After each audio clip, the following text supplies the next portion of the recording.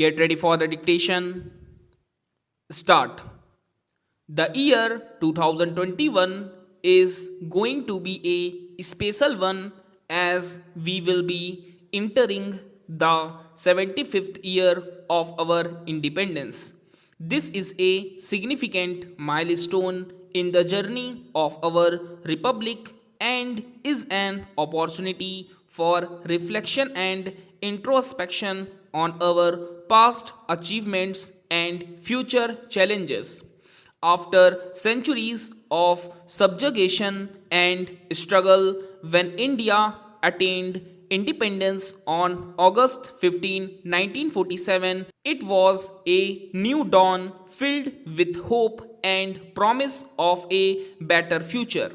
But challenges were enormous: poverty, illiteracy, malnutrition, and lack of any worthwhile industrial and scientific base, to name a few.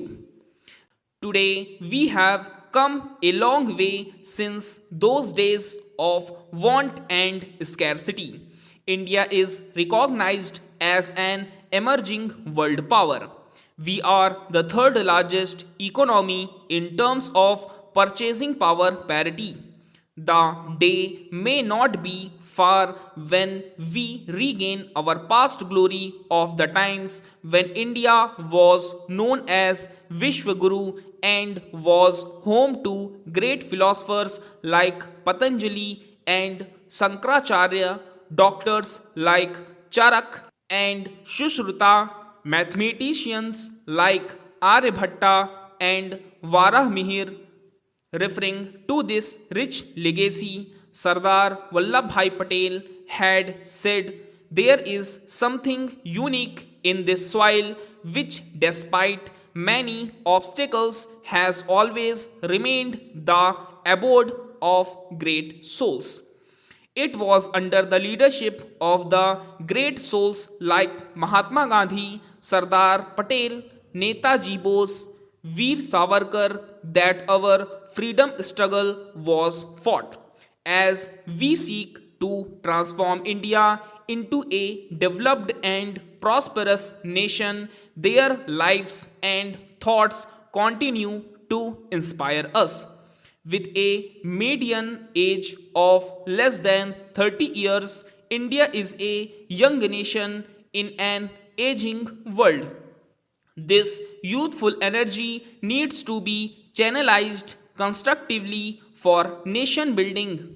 If our youth are sufficiently motivated and equipped with necessary skills, they can become change makers of the society. I would remind them the inspiring words of Swami Vivekananda, who had said, "They say, have faith in this fellow or that fellow, but I say, have faith in yourself first." The history of the world is the history of a few men who had faith in themselves. The youth should be at the forefront of fighting social evils like corruption, casteism, communalism, and gender discrimination. They should take lead in the transformation of nation today.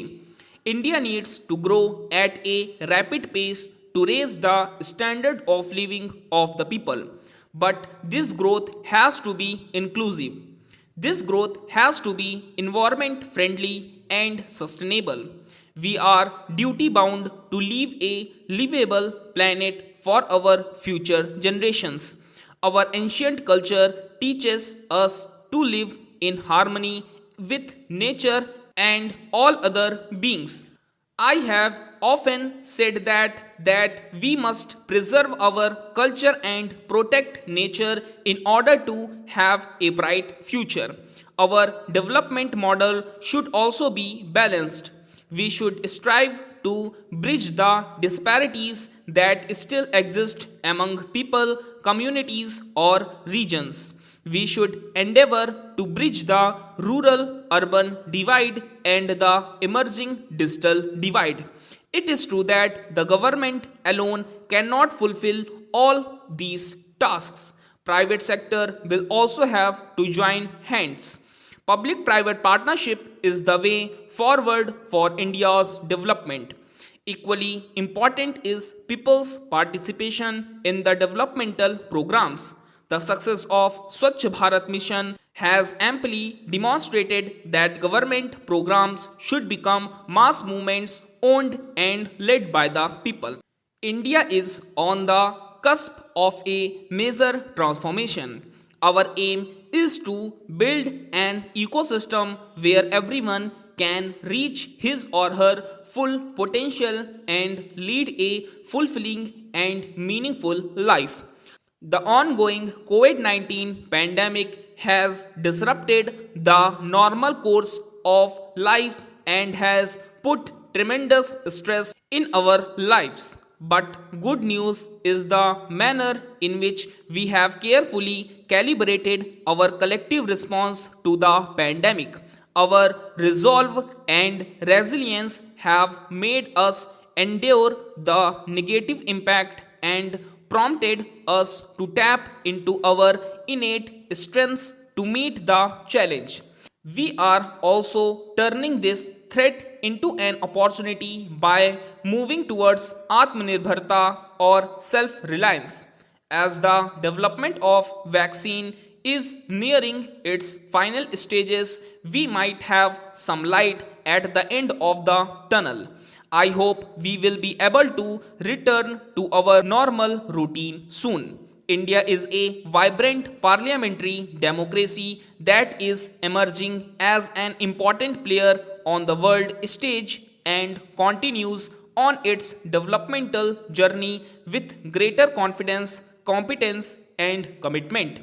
My best wishes to Yojana and the Ministry of Information and Broadcasting for bringing out this special issue on India @ 75. Stop.